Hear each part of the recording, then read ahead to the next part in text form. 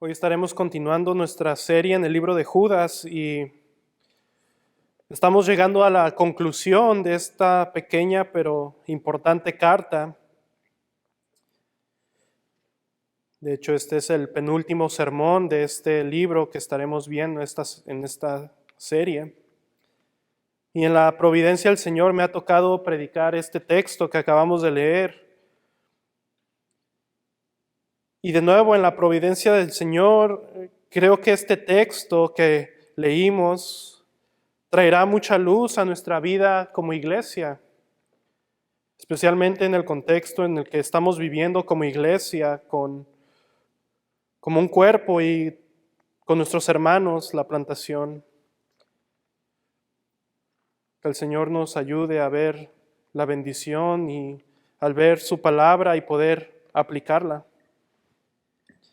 Si recuerdan, al principio de la carta, Judas nos recuerda y nos escribe con la intención de escribirles a la iglesia acerca del Evangelio, pero él se había visto obligado y guiado por el Espíritu Santo con un corazón pastoral a escribirles que contendieran ardientemente por la fe. Judas estaba siendo guiado y se veía obligado a ver por el bienestar del rebaño de Dios. Y nos escribe a contender por la fe. Es decir, a que luchara la iglesia por proteger la pureza y la integridad del Evangelio de Cristo dentro de la iglesia. Como sabemos y hemos estado viendo, es porque había habido falsos creyentes, falsos maestros, a los cuales Judas llama hombres impíos, hombres que no tenían temor de Dios, que estaban tratando de introducir herejías, estaban seduciendo a los hermanos y los estaban guiando a vivir vidas de impiedad. Eran hombres murmuradores, eran hombres que estaban causando divisiones dentro de la iglesia y todo lo hacían para sacar provecho y ganancia propia. Ahora brevemente, este es el contexto general que hemos estado viendo en esta carta. Y en aplicación, al llegar a la conclusión de este libro, antes de entrar a las exhortaciones prácticas que Judas nos va a dar, en una aplicación para nosotros podríamos pensar, y creo que muchas veces pensamos que estos textos solo sucedieron en el primer siglo o que suceden en una iglesia por allá. Y torpemente podemos pensar y llegar a pensar que no puede suceder aquí. Que hombres impíos no se pueden infiltrar dentro de la iglesia en nuestros días. Pero la realidad, hermanos, es que sí pueden. Y lo han hecho por 2000 años, a lo largo de toda la historia de la iglesia.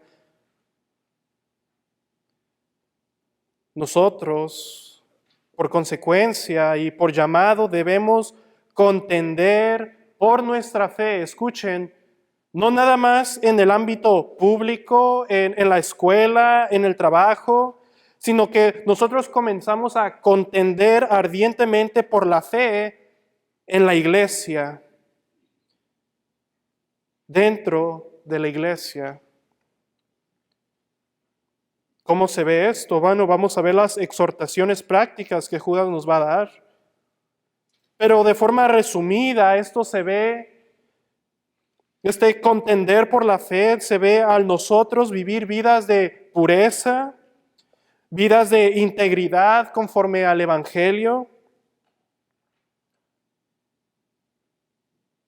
vidas que se alinean al mensaje de Cristo.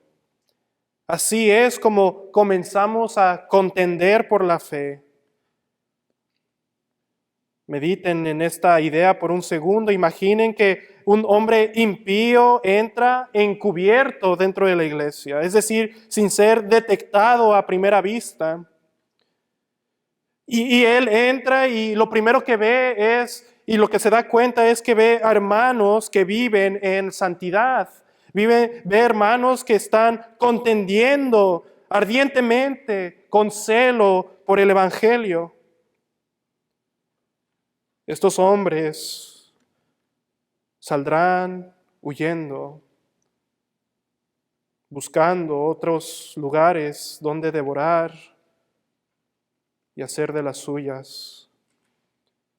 Las tinieblas no pueden convivir con la luz y al un creyente vivir en la luz, al vivir en santidad y integridad con el Evangelio, espantará a estos hombres, incluso, hermanos, sin darnos cuenta muchas de las veces.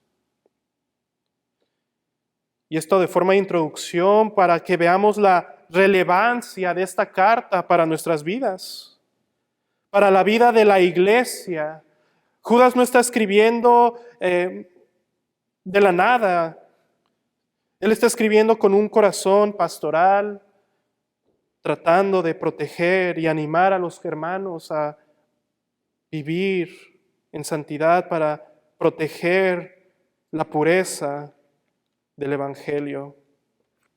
El día de hoy, hermanos, veremos diversas exhortaciones que Judas nos da, que nosotros debemos seguir para así contender por la fe una vez dada a los santos. El título del sermón, Exhortaciones finales, versículo 17. Pero vosotros, amados, tened memoria de las palabras que antes fueron dichas por los apóstoles de nuestro Señor Jesucristo. Judas comienza haciendo un contraste con los hombres impíos. Y a diferencia de estos hombres impíos, de estos falsos maestros, apóstatas, que a pesar que ellos habían escuchado las advertencias que ya hemos leído, ellos habían escuchado, mas habían volteado su rostro de estas advertencias apostólicas y proféticas del juicio que vendría sobre estos falsos maestros. Ellos habían ignorado y no habían escuchado.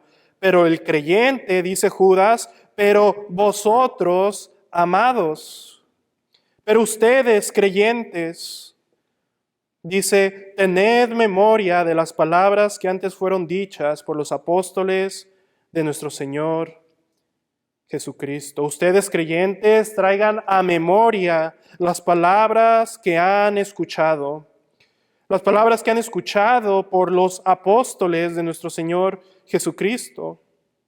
Nuestro texto indica que estos creyentes, esta iglesia o estas iglesias judías compuestas mayormente por creyentes judíos, ellos habían sido contemporáneos de los apóstoles de Cristo y ellos habían escuchado de la misma boca de los apóstoles esta advertencia, estas palabras. Y como primera exhortación, amados, al Judas recordar a estos creyentes, de igual forma podemos aplicar esto a nuestras vidas. Y podríamos decirlo que para comenzar a contender ardientemente por la fe, tenemos que traer a memoria la palabra de Dios. Debemos traer a memoria, noten el versículo 18, específicamente qué palabras. Dice el versículo 18, los que os decían, en el postrer tiempo habrá burladores que andarán según sus malvados deseos. Los creyentes debían recordar que en su tiempo habría burladores o falsos maestros, engañadores, que engañarían a muchos. Y en nuestro texto, el postrer tiempo no se refiere a un evento escatológico futuro, sino se refiere al periodo desde la encarnación de Cristo hasta la venida de Cristo. Estos son los postreros tiempos, desde la primera venida que termina con la segunda venida de Cristo. Hemos estado viviendo en los postreros tiempos. Y en estos postreros tiempos en los que hemos estado viviendo, los apóstoles nos advirtieron que habría burladores que andarían según sus malvados deseos. En sermones pasados hemos abundado en estas características de estos burladores, de estos falsos maestros. Y brevemente, estos eran engañadores. Dice el texto que andan según sus malvados deseos, es decir, que viven según sus deseos pecaminosos. No son guiados por la palabra de Dios, sino que son guiados por sus deseos pecaminosos de maldad. Tienen por menos la palabra de Dios. Dice R.C. Sproul de este versículo, dice, estos burladores se burlaban especialmente de la ley de Dios y de la certeza del castigo divino que vendría sobre ellos. De nuevo, en palabras sencillas, estos burladores que engañaban a la gente y andaban según sus propios deseos, en palabras sencillas, desechaban la palabra de Dios. Y nosotros como creyentes debemos recordar estas palabras y estar alertas y estar atentos a esta advertencia que se nos da. Si tornan brevemente conmigo para ver una descripción más amplia de estos falsos maestros, de estos hombres impíos, a 2 de Timoteo 3, 2 de Timoteo 3, versículo 1 al 9.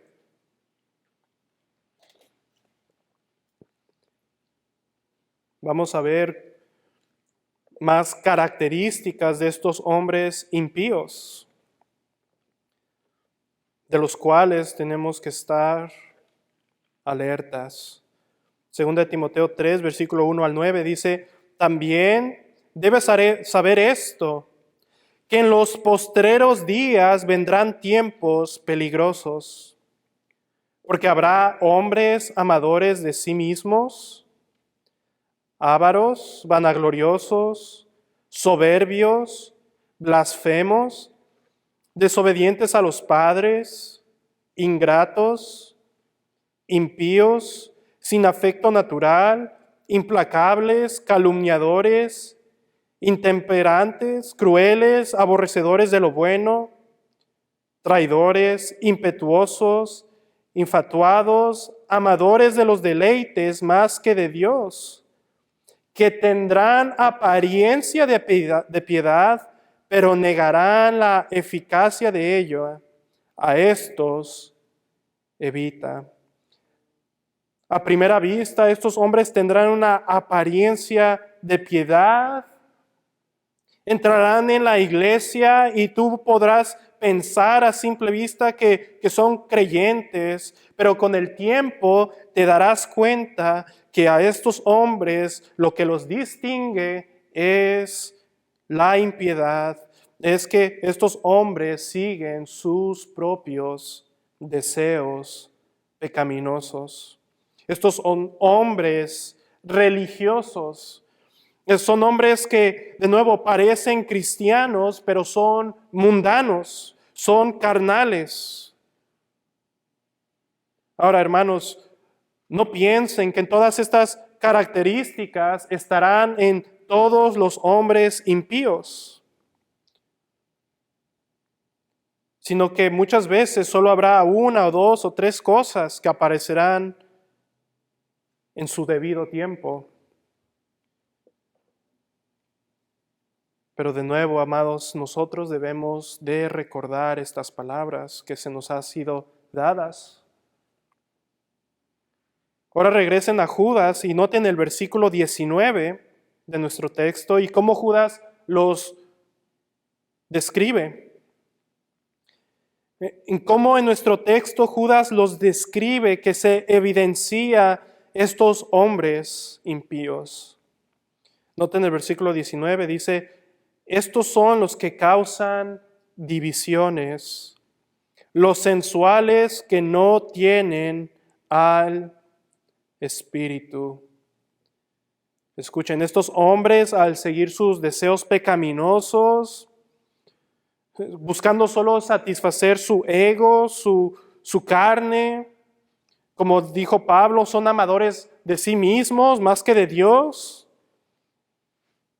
Estos hombres no tienen al Espíritu, como dice nuestro texto, no son creyentes, no pueden producir el fruto del Espíritu, pueden aparentar ciertas virtudes, pero son sensuales, son carnales, no tienen al Espíritu. Y escuchen, basado en nuestro texto, Judas resalta que lo que se distingue en estos hombres es que estos hombres son divisivos. Estos hombres causan divisiones dentro de la iglesia por su pecado y por su mundanalidad. Estos hombres causan divisiones en la iglesia. Hemos visto en sermones pasados que estos son contenciosos, son murmuradores, se están quejando en lo privado, en lo oculto, piensan que nadie los escucha, murmuran y tratan de levantar a otros en contra de los líderes de la iglesia, como hemos visto en otros sermones. Y todo esto con intenciones deshonestas, tienen deseos carnales. Y como dice Judas, todo para sacar provecho. Todo para sacar provecho para ellos mismos. De nuevo, amados hermanos, en la aplicación, recordemos las palabras del Señor y de sus apóstoles, que en estos postreros tiempos habría hombres impíos que entrarán en la iglesia. Y tú, amado hermano, debemos recordar y conocer, escucha, no solamente las marcas de un verdadero creyente, es decir, no solamente tenemos que conocer qué es un verdadero creyente, sino que también debemos conocer cuáles son las marcas de un hombre impío. Si somos demasiado inocentes, si somos demasiado faltos de discernimiento, al pensar que todo aquel que entre por las puertas de la iglesia, que son hermanos, y por lo tanto bajamos la guardia, escucha, dejamos de contender por la fe en nuestras vidas de piedad, estamos susceptibles a estos hombres impíos que causan divisiones, introducen en realidad toda clase de pecado y contaminan a la iglesia con su mundanalidad, pecado y divisiones. Debemos recordar estas palabras y así contender por la fe. Si no lo conocemos y no las conocemos estas características, tenemos un punto ciego en nuestra vida como iglesia. A lo largo de la Escritura, Pablo, los apóstoles, nos dicen y nos explican quiénes son estos hombres para que estemos alerta. Ahora, en lo práctico, también esto es fácil de ver en distintas iglesias. Iglesias que en realidad no les importa la pureza del Evangelio, no les importa contender por la fe.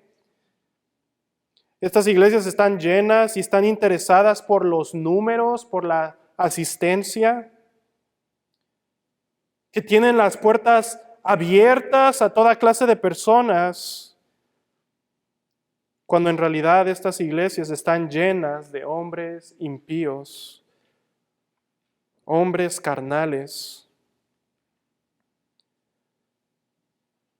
Ahora, amado hermano, no malentendamos el llamado de este texto. Judas no nos está llamando a estar desconfiando de todos. No nos está llamando a volvernos legalistas, sino a lo que nos está exhortando y a lo que los exhorto el día de hoy es que tengamos memoria de estas palabras, como dice el texto, que habrá burladores, que estemos conscientes que habrá burladores que se introducirán en la iglesia, que recordemos las características de estos hombres que son divisivos, sensuales, que son incrédulos, que no tienen al Espíritu, para que así tú y yo podamos discernir de acuerdo a la palabra y así contender por la fe. Debemos estar conscientes de esta realidad. Versículo 20. Ahora Judas nos va a dar exhortaciones más prácticas de cómo contender por nuestra fe. Versículo 20. Pero vosotros, amados, edificándoos sobre vuestra santísima fe, orando en el Espíritu. Versículo 21. Conservaos en el amor de Dios, esperando la misericordia de nuestro Señor Jesucristo para vida eterna. Judas en estos versículos se torna de denunciar a los falsos maestros, a los hombres impíos, a darnos exhortaciones que podemos poner en práctica en nuestra vida como cristianos. Como mencioné al comienzo de este sermón, nosotros contendemos por la fe dentro de la iglesia al tú y yo vivir vidas de pureza e integridad conforme al Evangelio. R.C. Sproul comenta, dice, contender por la fe cuando está bajo ataque significa más que oponerse a los falsos maestros con palabras. Se trata de una vida positiva fiel al Evangelio. Y Judas en estos 2 versículos nos da 4 exhortaciones positivas que debemos poner en práctica. Tú y yo. Ahora noten de paso una observación a estas exhortaciones. Y noten cómo estas exhortaciones están fundamentadas en la Trinidad.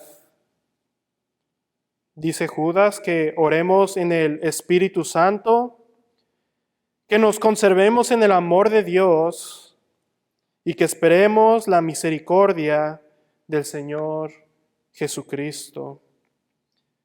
Y esto es importante de notar porque el Evangelio, nuestra fe, nuestra santísima fe es una obra trinitaria. ¿Recuerdan? El Padre elige, el Hijo redime y el Espíritu Santo sella.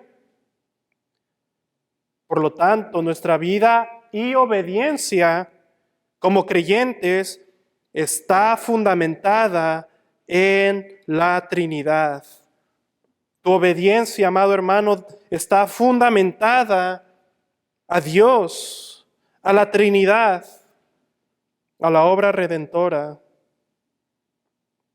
de nuestro Dios. Ahora veamos en detalle cada exhortación. Versículo 20 dice, pero vosotros, amados, edificando sobre vuestra santísima fe. De nuevo, en contraste con los hombres sensuales, divisivos, el creyente, los amados de Dios, deben crecer, o como dice el texto, ser edificados en nuestra santísima fe. Y la idea aquí es que el creyente es parte de un edificio. Y el edificio es la iglesia. Y el fundamento, de acuerdo a nuestro texto, es nuestra santísima fe. Recuerden, el contender por la fe, Judas está hablando del mensaje del Evangelio, está hablando de la persona y obra de Cristo, está hablando del conjunto de doctrinas que forman lo que creemos. Debemos edificarnos sobre nuestra santísima fe, sobre el mensaje del Evangelio, sobre Cristo. Como dice Pablo en Efesios, capítulo 2, dice el versículo 19, Pablo hablando de esta idea de ser edificados, dice, así que ya no sois extranjeros ni advenedizos, sino conciudadanos de los santos y miembros de la familia de Dios, edificados sobre el fundamento de los apóstoles y profetas, siendo la principal piedra del ángulo Jesucristo mismo, en quien todo el edificio bien coordinado va creciendo para ser un templo santo en el Señor. Judas lo llama nuestra santísima fe.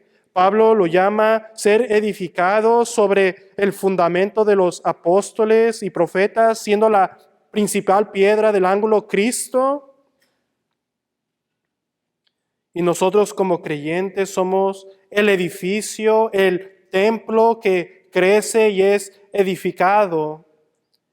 Escucha, como dijo Pablo en Efesios, para ser un templo santo en el Señor. Pedro en 1 de Pedro 2, hablando de esta misma idea, dice en el versículo 4, dice, acercándoos a Él, es decir, a Cristo. Él es piedra viva, desechada ciertamente por los hombres, mas para Dios escogida y preciosa. No, escuchen el versículo 5. Vosotros también, como piedras vivas, sed edificados como casa espiritual y sacerdocio santo, para ofrecer sacrificios espirituales aceptables a Dios por medio de Jesucristo. Cristo es la piedra central de nuestra fe, de nuestra santísima fe. Cristo es, como dijo Pedro, precioso. Él es el escogido del Padre. Y los creyentes somos como piedras vivas que somos edificados sobre Él. Y de nuevo, escucha, para ser un templo en el cual ofrecemos sacrificios aceptables a Dios. Teniendo todo esto en mente, regresemos a nuestro texto en Judas, versículo 20 dice, pero vosotros, amados, edificándoos sobre vuestra santísima fe. La idea, amado hermano, es que somos edificados sobre nuestra santísima fe como piedras vivas, fundamentados en Cristo, creciendo más y más, y escucha, no meramente en un conocimiento intelectual del Evangelio, sino que el ser edificados sobre nuestra santísima fe, el ser edificados sobre Cristo es conocer más del Evangelio, crecer en el conocimiento de Él por medio de su palabra, es crecer en aquel quien es santo, escogido y precioso. Escucha cuál es el fin. El fin no es meramente un conocimiento intelectual, sino que el fin es que nosotros nos conformemos más a lo que conocemos de Él.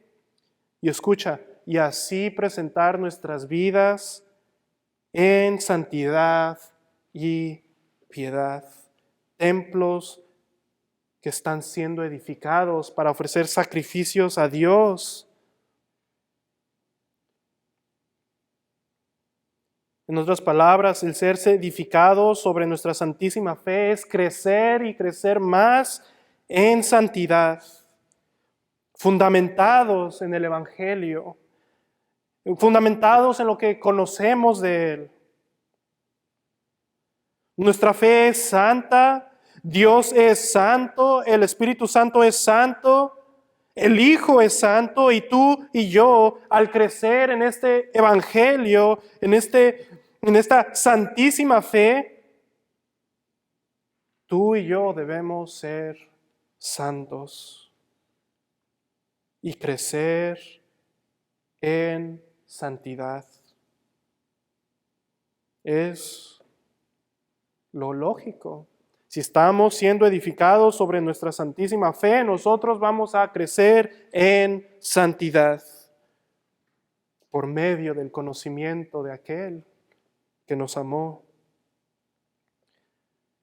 ¿Recuerdan a Pablo en Romanos 12, después de hablar del Evangelio, de lo que Dios había hecho en Cristo para nosotros y por nosotros? Pablo en Romanos 12 dice: hermanos, os ruego por las misericordias de Dios que presentéis vuestros cuerpos en sacrificio vivo, santo, agradable a Dios, que es vuestro culto racional. No os conforméis a este siglo, sino transformaos por medio de la renovación de vuestro entendimiento. El día de hoy, amado hermano, te pregunto, ¿estás siendo edificado sobre nuestra santísima fe? ¿Estás creciendo en el conocimiento de aquel quien es santo? Y por lo tanto estás creciendo más en santidad y piedad. O escucha, o te estás conformando más y más a este mundo. No hay opción. No hay otra opción. Te pregunto, o te preguntarás, ¿qué puedo hacer para crecer y ser edificado sobre nuestra santísima fe? Bueno, lo que puedes hacer y lo que estamos llamados a hacer es, como dijo Pablo, renovar nuestra mente por medio de la palabra, ir a la palabra de Dios, conocerlo a Él y escucha, y así ser transformado, edificado en santidad para la gloria de Dios. Así, amado hermano, es como empezamos a combatir y contender por el Evangelio, por nuestra fe, por la fe que se nos ha sido entregada. Si estamos viviendo en santidad, de nuevo, las tinieblas no prevalecerán en la luz. Los hombres impíos te tomarán de legalista y de fanático. Y escucha, o se arrepienten y ven la gloria de Cristo y el Evangelio, y ellos mismos empiezan a vivir en santidad, o huirán. Versículo 20. Pero vosotros, amados, edificando sobre vuestra santísima fe, orando en el Espíritu Santo. La siguiente exhortación es a que oremos en el Espíritu Santo. A diferencia de los impíos que no tienen al Espíritu, como creyentes nosotros sí tenemos al Espíritu. Nosotros somos morada del Espíritu Santo. Y el creyente que tiene al Espíritu, el creyente es el único que puede orar en el Espíritu. Es decir, que el creyente ora conforme a lo que es de acuerdo a la voluntad de Dios. El creyente ora en el Espíritu de acuerdo a la voluntad de Dios para crecer en santidad, para conocer más y más a Cristo en la palabra. Ora por la iglesia, por la pureza de la iglesia. Ora por los hermanos. Esto es orar en el Espíritu. Incluso la palabra de Dios misma en Romanos nos dice que muchas veces ni sabemos qué orar, pero el Espíritu que mora en nosotros ora y intercede por nosotros, orando lo que deberíamos estar orando. Te pregunto, amado, ¿estás orando en el Espíritu? ¿Estás orando conforme a la voluntad de Dios? ¿O estás orando por cosas terrenales, mundanas, temporales? ¿O estás orando por la pureza del Evangelio? ¿Estás orando para que Dios proteja y persevere a su iglesia en medio de la tribulación y de la persecución? ¿Oras en el Espíritu? Ciertamente el conocer y saber que puede haber hombres encubiertos dentro de la iglesia nos debe llevar a orar en el Espíritu. Orar conforme a la voluntad de Dios. Versículo 20 y 21. Pero vosotros, amados, edificándoos sobre vuestra santísima fe, orando en el Espíritu, versículo 21, conservaos en el amor de Dios. El crecer en obediencia a la palabra, en santidad, al estar orando, escucha, nos conservamos, nos preservamos o nos mantenemos en el amor de Dios.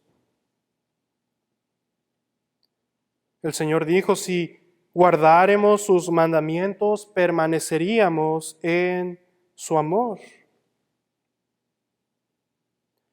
A diferencia del hombre impío que no permanece y al contrario se rebela en contra de Dios, en contra del amor de Dios, en contra de los mandamientos de Dios, el creyente persevera, se conserva, permanece en el amor de Dios al vivir vidas en obediencia. Y Judas nos está llamando a la acción. Más adelante en la doxología nos va a recordar que que Dios es el que es poderoso para guardarnos sin caída. Pero escucha, esto no niega nuestra responsabilidad de permanecer en Él, en su amor, por medio de nuestra obediencia. Como nuestro Señor mismo dijo, si guardáremos sus mandamientos, permaneceríamos en su amor. En el amor de Dios para con nosotros, sus hijos. Como creyentes, también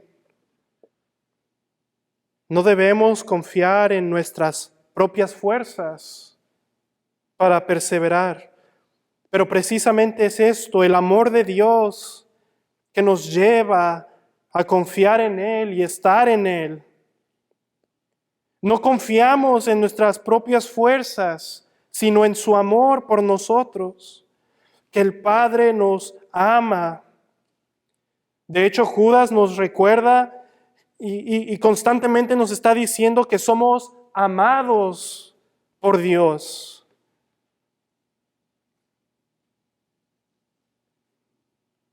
Es curioso, muchas veces veo que en nuestro grupo como iglesia, nuestros pastores nos ponen amados, amada iglesia. Y es verdad que nuestros pastores nos aman, pero en realidad a lo que ellos, y creo que la Escritura nos apunta, es que somos amados por Dios.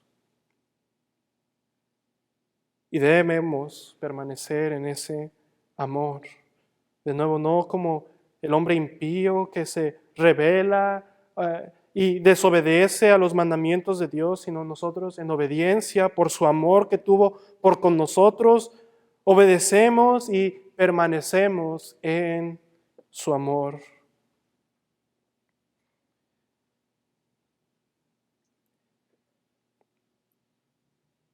Versículo 21. Conservaos en el amor de Dios, esperando la misericordia de nuestro Señor Jesucristo para vida eterna. De nuevo, el creyente crece en la fe, ora en el Espíritu, se conserva o permanece en el amor de Dios. Y en esto está contendiendo por la fe, está luchando, está corriendo la carrera.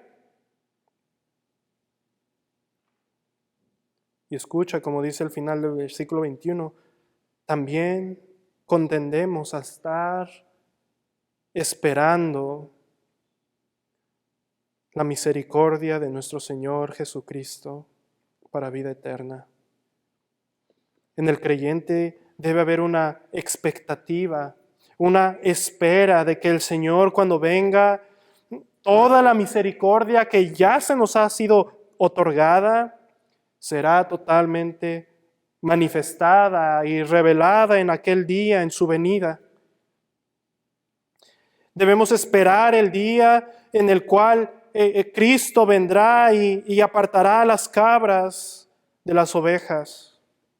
El creyente está esperando y corre la carrera de la fe, contiende por la fe, esperando, poniendo su mirada en el día que el Señor regrese y vindique a su iglesia totalmente y traiga y demuestre toda la misericordia que ha tenido para su iglesia al salvarla, al comprarla, al preservarla en medio de las dificultades y de la tribulación.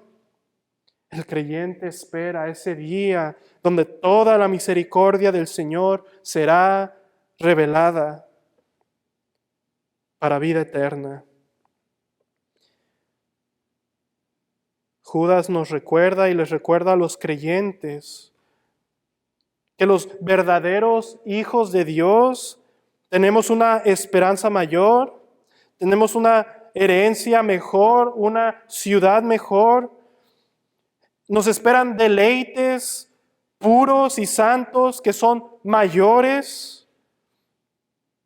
Escucha, algo más grande y más glorioso que estos hombres impíos podían ofrecer a la iglesia con su pecado y mundanalidad. No, el creyente está viendo a la misericordia que nos espera, que solo nuestro Señor Jesús nos puede dar.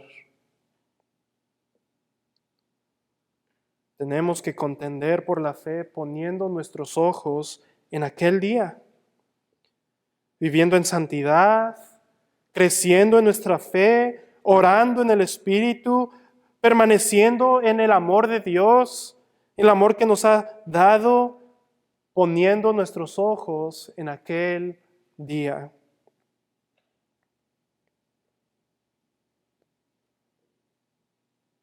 De nuevo, amados hermanos, toda nuestra obediencia, lo que Judas nos está exhortando, si se dan cuenta, no es ve y pelea verbalmente con estos falsos maestros, ve y sé contencioso con ellos. No, Él nos está exhortando a vivir conforme al Evangelio. Ahora, esto no significa, como vamos a ver, que no hay lugar para reprender o exhortar, pero fundamentalmente nuestra obediencia, el contender por la fe está fundamentada en el Evangelio, en vidas en santidad, en Cristo.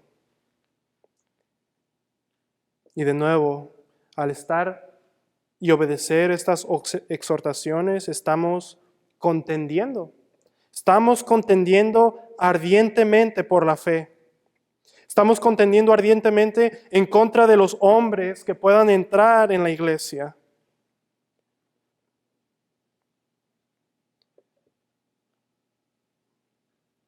Esto es así, amados hermanos. Ahora, antes de entrar al versículo 22 y 23 para ver aún unas exhortaciones y unos consejos prácticos, recordemos de nuevo el contexto. Específicamente, cómo estos hombres impíos, sensuales, adulaban a las personas, murmuraban, promovían sus doctrinas, vivían en impiedad, seduciendo a unos que fueran más débiles. Y por lo tanto, al estos hombres impíos hacer estas cosas, había hermanos que estaban siendo seducidos. Había hermanos que estaban escuchando. Había hermanos que ya habían caído totalmente en el error. Y en los siguientes versículos 22 y 23, Judas nos va a dar instrucciones prácticas de cómo la iglesia, tú y yo, amado hermano, y en una forma especial los ministros debían ejercer discernimiento de cómo tratar a diversos tipos de personas que habían sido impactadas por estos hombres impíos. R.C. Sproul lo pone de esta forma: Judas reconoce claramente que se deben emplear diferentes estrategias pastorales con diferentes personas.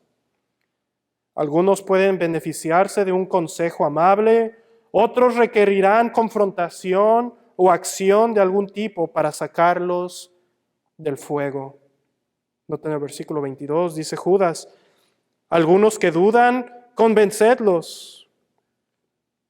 A otros salvad, arrebatándolos del fuego. Y de otros tened misericordia con temor, aborreciendo aún la ropa contaminada por su carne. El primer grupo de personas que Judas nos explica cómo tratar son aquellos que Judas define como los que dudan, versículo 22. Y nos dice que nuestra responsabilidad con estos que dudan, nuestra responsabilidad es convencerlos. Estos hermanos parece ser que eran más débiles en su fe. Habían ya prestado su oído a estos hombres impíos. Y por lo tanto, estos que dudaban comenzaban a dudar de la iglesia. Comenzaban incluso a contender con la misma iglesia y el liderazgo. Empezaban a ser seducidos por los pecados de los hombres impíos. Mas aún ellos estaban en un contexto de duda.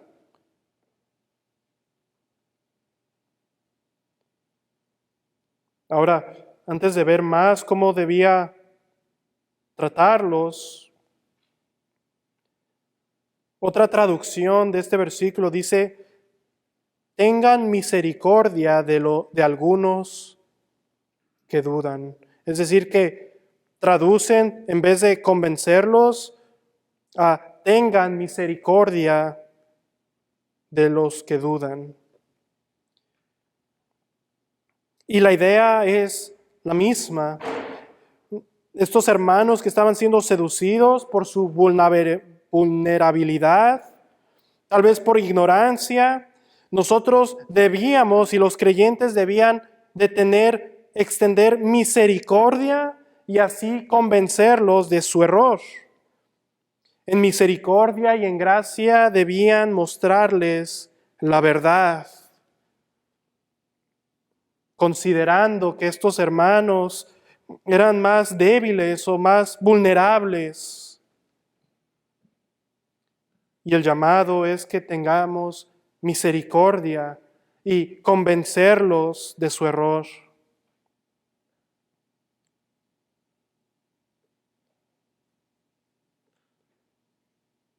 y en una aplicación breve y práctica también.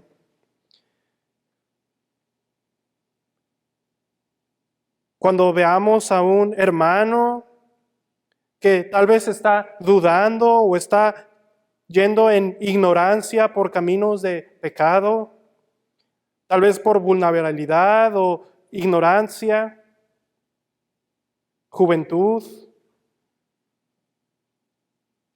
el llamado es que en misericordia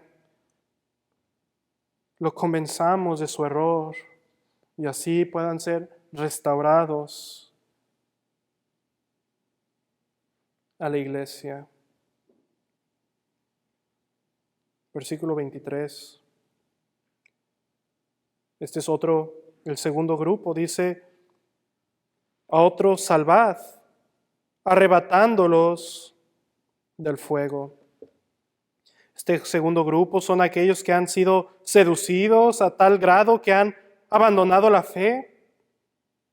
En términos prácticos, ya están siguiendo los caminos de los impíos, tal vez en error teológico o llevando vidas de pecado, de impiedad.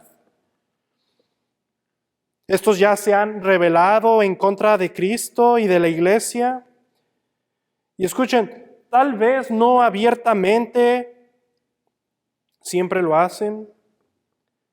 O a lo que me refiero es que tal vez no siempre dicen, ya no soy cristiano, o que se vuelvan ateos, sino que se han rebelado en soberbia y en arrogancia a la iglesia y han caído en error teológico o algún tipo de pecado. Y en esta soberbia y arrogancia muestran su amor al mundo. Es muy marcado que ahora están en el mundo, que amaron más las tinieblas. Y Judas nos dice que a estos debemos salvar, arrebatándolos del fuego. Es decir, a estos no se les puede considerar hermanos. Y lo que se tiene que hacer en contraste con el primer grupo es predicarles el evangelio, llamándolos al arrepentimiento. Se les debe hablar directo, con autoridad, mostrándoles que no se puede afirmar que son cristianos, que están en pecado, en arrogancia, en soberbia. Y de nuevo, por lo tanto, no se les puede afirmar que sean creyentes.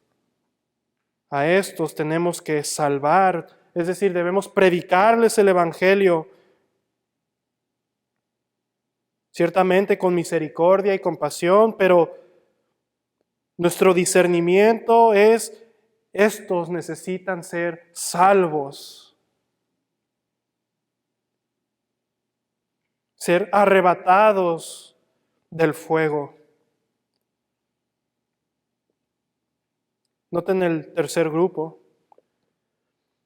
Y dice, y de otros tened misericordia con temor, aborreciendo aún la ropa contaminada por su carne.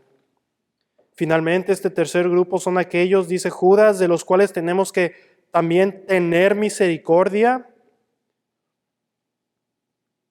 Pero ¿cuál es la diferencia con el primer grupo a los que tenemos que convencer? Estos hermanos, estos ya han caído en pecado. Tal vez por un tiempo siguieron a los hombres impíos. Pero escucha, ahora parece que se han arrepentido. Se han arrepentido de su pecado. De estos, Judas dice que debemos de tener misericordia y restaurarlos en amor. Pero escucha la advertencia. Dice, con temor, aborreciendo aún la ropa contaminada por su carne. En otras palabras, no podemos caer en un tipo de misericordia que es falta de prudencia y de discernimiento. Si conocemos que este hermano ha caído en pecado, en error, debemos ser misericordiosos con ellos, pero temiendo. Escucha, no sea que nosotros caigamos y seamos tentados, tal vez por aún su pecado, que puedan estar batallando,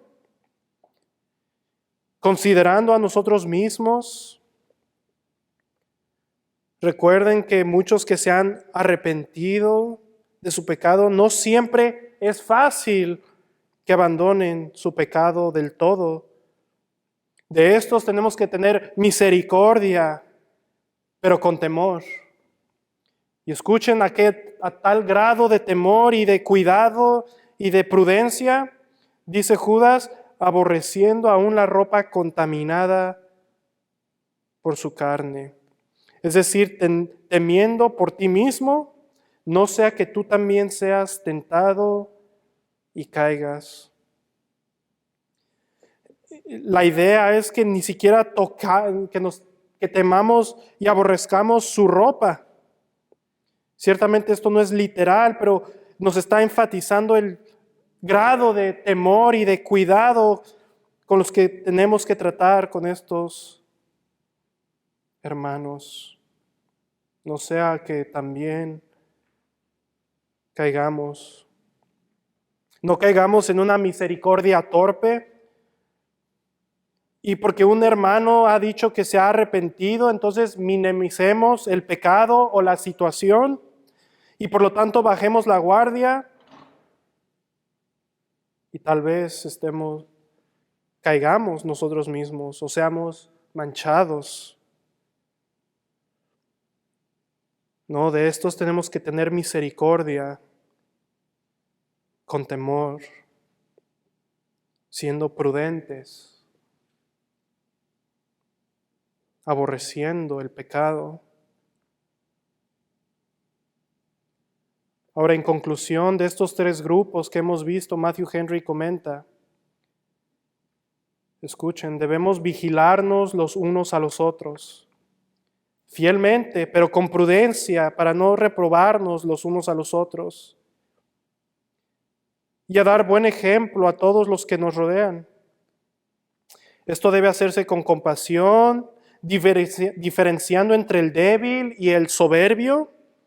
Debemos tratar a algunos con ternura, a otros salvar con temor, enfatizando los terrores del Señor. Todos los esfuerzos deben realizarse con aborrecimiento decidido de los delitos, cuidándonos de evitar todo lo que lleve a la comunión con ellos o que haya estado conectado con ellos. En obras de tinieblas debemos mantenernos lejos de lo que es malo o parece serlo. Debemos tener discernimiento dentro de la iglesia. Versículo 20, pero vosotros, amados, edificando sobre vuestra santísima fe, orando en el Espíritu Santo, conservaos en el amor de Dios, esperando la misericordia de nuestro Señor Jesucristo para vida eterna. Amados, la pureza del Evangelio, el Evangelio de nuestro Señor, el que vino a salvar pecadores, a lavarlos, perdonarlos, darles un corazón nuevo, una vida nueva. La pureza de nuestra fe, de nuestra santísima fe, como la llama Judas. Ciertamente el Señor preservará su iglesia, pero nosotros en nuestra responsabilidad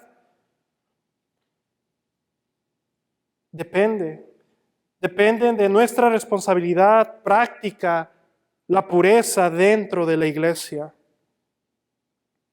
Depende de que tú y yo estemos contendiendo ardientemente por la fe. De nuevo en obediencia, santidad, orando, esperando la venida. Y escucha, tomando las medidas necesarias en contra del pecado. Que el Señor preserve a su iglesia, nos preserve a nosotros, amados hermanos. Oremos. Señor, venimos ante ti, Padre, con este texto, Señor, que nos has mostrado, Señor, que ha sido de edificación para mi alma, Señor, y has hablado, estoy seguro, Señor, el día de hoy a tu iglesia por medio de tu palabra. Señor, ayúdanos a vivir vidas en santidad, en obediencia, contendiendo ardientemente por la fe, Señor, que nos has dado, tu evangelio, Cristo. Sabemos, Señor, que aún nuestros mejores esfuerzos pueden ser débiles y inútiles muchas veces, Señor. Pero aún perseveramos, Señor, y luchamos y nos levantamos y seguimos confiando, Señor, que eres tú, Señor, el que preservas y guardas a tu iglesia y a tus hijos hasta el fin. Bendice a tu iglesia, Señor, y bendice a nuestros hermanos en la plantación, Señor. Por amor a tu Hijo, Señor, nuestro Señor y Salvador, te lo pedimos en su nombre. Amén.